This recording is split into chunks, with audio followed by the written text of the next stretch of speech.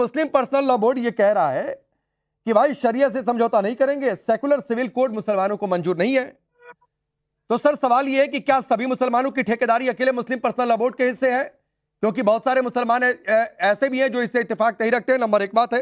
Number दो बात है कि शरियत से समझौता नहीं करेंगे तो संविधान का क्या करें फिर? राकेश पांडे जी, अगर संविधान की बात कर रहे हैं तो इसी संविधान ने ही तो हमको इजाजत दी है हमारे अपने मजहब पे चलने की, अपने पर्सनल लॉज के ऊपर चलने की। लेकिन क्या है कि मोदी जी को संविधान से कुछ लेना देना नहीं है और बड़े सेकुलर बन रहे हैं, बड़े सेकुलर बन रहे हैं। पूरा चुनाव उन्होंने मुसलमानों को कांग्रेस आरक्षण दे देगी, मैं होने नहीं दूंगा, पूरा चुनाव कम्युनल होकर लड़ा है। उसके बावजूद ये सेकुलर बनने की जो ढोंग रचाया जा रहा है। प्रधानमंत्री मोदी ने कब कहा कि आरक्षण नहीं होने दूंगा? जी, प्रधानमंत्री मोदी ने कब कहा कि आरक्षण नहीं होने दूंगा? मुसलमानों को आरक्षण कांग्रेस दे देगी। हाँ, तो धर्म के आधार पर आरक्षण की व्यवस्था नहीं है भाई। वो चाहे मुसलमान हो, हिंदू हो, सिख और ईसाई हो, संविधान में धर्म के आधार पर आरक्षण की व्यवस्था है क्या? अरे तो फिर पूरे चुनाव को मोदी जी ने जो है धर्म के आधार पे क्यों लड़ लिया? क्यों मुसलमानों का नाम लिया? नहीं मोहम्मद अतीक, आपने कहा भाई, देखिए आपने कहा आरक्षण नहीं होने दूंगा, प्रधानमंत्री मोदी ने कभी कहा नहीं। हाँ, धर्म के आधार पर आरक्षण नहीं होने दूंगा, तो संविधान कहता है कि धर्म के आधार पर आरक्षण नहीं होगा। दरअसल बात ये है तो सर पहले तय कर लीजिए कि आप संविधान की मानते हैं या सिर्फ शरिया की मानते हैं? मुझे बोल लेने दीजिए। नहीं, मैं आप ही के पास हूँ, कहीं और नहीं जा रहा। सवाल करते हैं और खुद ही बोलना शुरू करते हैं। नहीं सर, क्रॉस करता हूँ। बोलते बहुत गलत परसेप्शन इस मंच से नहीं जाना चाहिए। बोलिए। गलत परसेप्शन मैं भी नहीं जाने दूंगा। अगर कोई एंकर भी ये चाहे कि वो उसकी बपौती है तो ऐसा हो नहीं सकता। नहीं सर, बपौती किसी की नहीं है इस देश में सर, बपौती किसी की नहीं है। लेकिन यहाँ पर शो में डेकोरम, इस शो से कोई गलत परसेप्शन न जाए, कोई गलत मैसेज न जाए, ये पहली जिम्मेदारी मेरी है सर, और मैं जिम्मेदारी बखूबी निभाऊंगा। आपसे सवाल करूंगा, जवाब दीजिए। संविधान ने क्या, भारत के संविधान ने तमाम हिंदुस्तान के लोगों को अपने मजहब पे चलने की इजाजत नहीं दी है? क्या भारत का सेकुलर संविधान नहीं है? किस सेकुलरिज्म की बात कर रहे हैं प्रधानमंत्री? उस सेकुलरिज्म की बात कर रहे हैं कि प्रधानमंत्री होते हुए भी तमाम धर्म गुरुओं को नहीं जाने देंगे, लेकिन मैं जाऊंगा प्राण प्रतिष्ठा में। ये सेकुलरिज्म है, ये सेकुलरिज्म है।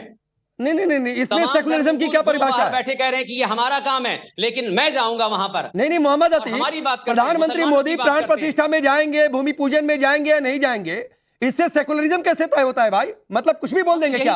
तो बात है, आप थोड़ी तय करेंगे। नहीं, तो वो मोहम्मद अतीक भी नहीं तय करेंगे ना। वो जो ट्रस्ट को तय करना था, ट्रस्ट ने बुला लिया प्रधानमंत्री मोदी को, जनता ने तय कर लिया। और सुनिए मोहम्मद अतीक, सुनिए, आप लोग डिरेल करने लगते हैं। दिक्कत ये है भाई, सेकुलरिज्म की परिभाषा क्या है? सुनिए, आप ही के पास हो, सेकुलरिज्म की परिभाषा क्या है?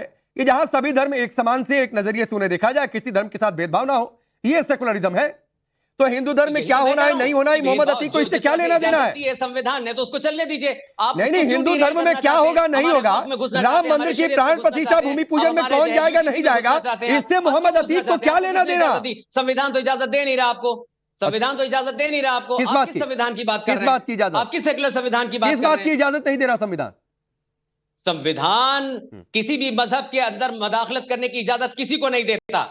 नहीं, अभी आप किस बात की चर्चा कर रहे हैं? किसी भी जो है मजहब की चीजों में मदाखलत संविधान पढ़ा है? ये हमारे संविधान ने इजाजत दी है। संविधान पढ़ा है आपने? तो गैर संवैधानिक बात कर रहा है। मोहम्मद अतीक, संविधान पढ़ा है? आपने पढ़ा है? नहीं, पूरा तो नहीं पढ़ा, थोड़ा बहुत पढ़ा है। पूरा तो नहीं, थोड़ा बहुत पढ़ा है। तो आपको पता होगा ना। अनुच्छेद 44 पढ़ा है, उसका भाग 4 पढ़ा है। संस्था मदाखलत नहीं कर सकती। अनुच्छेद 44 भाग 4 पढ़ा है। आपने धारा 25 और 26 पढ़ी है? मैं पूछ रहा हूं, अनुच्छेद 44 भाग 4 पढ़ा है? आपने 25 और नहीं पढ़ा है तो कहिए, मैं आपको सुनाता हूं। उस अंदाज को जानते हैं कि नहीं जानते? आप उसको मानते हैं कि नहीं मानते हैं कि भारत का सेकुलर संविधान मुसलमानों को अपने मजहब पे चलने की इजाजत देता है और तमाम मजहबों को चलने की इजाजत देता है? सेकुलर संविधान इससे फरार क्यों करना चाह रहे हैं? चलिए शिवम त्यागी, अब आप आ जाइए। सेकुलर संविधान सिविल कोड से रोक देता है, ये मोहम्मद अतीक समझा नहीं पा रहे हैं। अनुच्छेद 44 का भाग 4 पढ़े हैं कि नहीं पढ़े हैं? उस पर कन्नी काट गए, दूसरी धाराओं में घुस गए। अभी मैं सुप्रीम कोर्ट के कुछ आदेशों की जिक्र कर दूं तो पता नहीं मोहम्मद अतीक क्या कहेंगे। फिलहाल आप जवाब दीजिए। देश का संविधान आर्टिकल 44 भाग 4 बिल्कुल सही कहा आपने, जो कहता है कि इस देश में समान नागरिक संहिता होनी चाहिए और ये अधिकार है और ये चीजें हैं कि इसमें आपको राज्य को कानून बनाना ही बनाना है, संघ को कानून बनाना ही बनाना है। उसके बाद सुप्रीम कोर्ट के कई सारे ऑर्डर्स। प्लीज बीच में मत बोलिए, कोई लाभ नहीं है आपके बीच में। कोई बोला क्या? आपके बीच में कोई नहीं बोला, रुकिए ना जरा प्लीज। दूसरा, इसके अलावा अगर बात करें तो अगर मैं खास तौर पर बात करूं, सुप्रीम कोर्ट के कई सारे निर्णय हैं, वर्डिक्ट हैं, जिसमें लगातार इस मामले को कहा गया है कि समान नागरिक संहिता होनी ही चाहिए। वो एक अलग विषय है कि इस देश में साहब आने वाले मामले को लेकर भी जो है इस देश में देखा है किस तरीके से मेहर की रकम को लेकर चीजें हुई थी, वो भी एक विषय है। और अब अंत में आते हैं, इस देश में समान नागरिक संहिता होनी ही चाहिए, और जिसमें मेजरली 5 चीजें हैं, और उसके अलावा अगर हम और चीजों को ऐड करें, शादी, तलाक, कंपनसेशन, प्रॉपर्टी राइट्स और बच्चा को, बस यही 5 विषय हैं। और इसके अलावा जो बाकी राइट्स हैं, आप मुझे एक चीज बताइए, इसको लेकर 2 अलग अलग कानून कैसे हो सकते हैं? धर्म के आधार पर कानून कैसे हो सकता है भाई? कि भाई इनको शरिया चाहिए, अब इनको शरिया कहां से दे दे भाई? शरिया तो नहीं मिल सकता यहाँ पर। ये देश संविधान से चलता है, संविधान कहता है कि इसमें जो है समान नागरिक संहिता होनी चाहिए। समान नागरिक संहिता इस देश के लिए है। आपको अगर दर्द होता है कोई बात नहीं, शरिया के हिसाब से तो नहीं चल सकता देश। शरिया के हिसाब से तो इस देश में जो है लोगों को जो है न्याय नहीं मिल सकता। ये देश में देश को संविधान से ही चलाया जाएगा। अब मौलाना आकर कुछ कहने लगे, या फिर कोई बोर्ड आकर कुछ कहने लगे, या फिर कोई जो अपने आप को कहते हैं धार्मिक हिस्सा। और एक चीज और कहना चाहता हूँ, माफ कीजिए, शादी, तलाक और ये सब धार्मिक विषय है नहीं भाई। हम कौन सा कह रहे हैं कि शादी जो है कोई दूसरे तरीके से करिए, तलाक दूसरे तरीके से करिए, नहीं। लेकिन उसके बाद जो लोग उससे जुड़े हुए हैं, उनका भरण पोषण, जीने का अधिकार, उनकी प्रॉपर्टीज, ये एक कॉमन सिविल राइट है जो होना ही चाहिए हर एक आदमी के पास। ठीक है।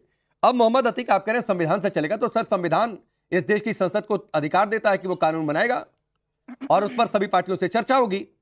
तो अजारी जी, सभी पार्टियों से चर्चा हो, सभी पार्टियों का मत होगा, तो जेपीसी में भेजा गया है, ज्वाइंट पार्लियामेंट्री कमेटी बनी हुई है।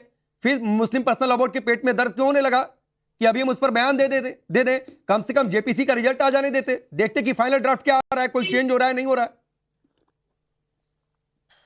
देखिए, मुस्लिम पर्सनल लॉ बोर्ड हो या कोई और तहरीक हो, वो गलत का विरोध करता है, करता रहेगा। आप उसको किस तरह से पेश करें आप जाने। आपने अभी डिबेट के शुरुआत में डिबेट की भूमिका बनाते हुए एक लफ्ज बोला था कि मुस्लिम धर्मगुरु जो है वो भड़काऊ बयान दे रहे हैं। मुस्लिम धर्मगुरु भड़काऊ बयान नहीं दे रहे हैं। नरेंद्र मोदी जी लोगों को भड़का रहे हैं। क्यों? लाल किले पे खड़े होकर हिंदुओं को भड़का रहे हैं हमारे खिलाफ। पूरे अभी जो अतीक भाई ने कहा था, गलत नहीं कहा था। पूरे लोकसभा के 2024 के चुनाव में हिंदू समाज को मुसलमानों के खिलाफ भड़काते रहे, तब आपने कुछ नहीं बोला। और आप भी एक तरफा बोलते हो। मतलब सरकार ने कोई फरमान जारी कर दिया तो राकेश पांडे जी को उस फरमान के साथ में खड़ा होना है। नहीं सर, मैं इस देश के लोगों के साथ खड़ा हूं, लेकिन सरकार ने कोई फरमान जारी कर दिया। एक तो फरमान अभी आया नहीं है। सुनिए अजारी जी, एक तो फरमान अभी आया नहीं है, तो जब फरमान आ जाएगा, जब कानून बन जाएगा, तो कहिएगा कि फरमान आ गया, नंबर 1 बात है। तो ये मत कहिए। आप सुनिए भड़काऊ कैसे होता है। आप इस देश में, इस देश के सबसे पुराने मीडिया ग्रुप पर आप बैठकर, चैनल पर बैठकर ये कह रहे हैं फरमान आ गया, मतलब सेकुलर सिविल कोड या यूनिफॉर्म सिविल कोड आ गया।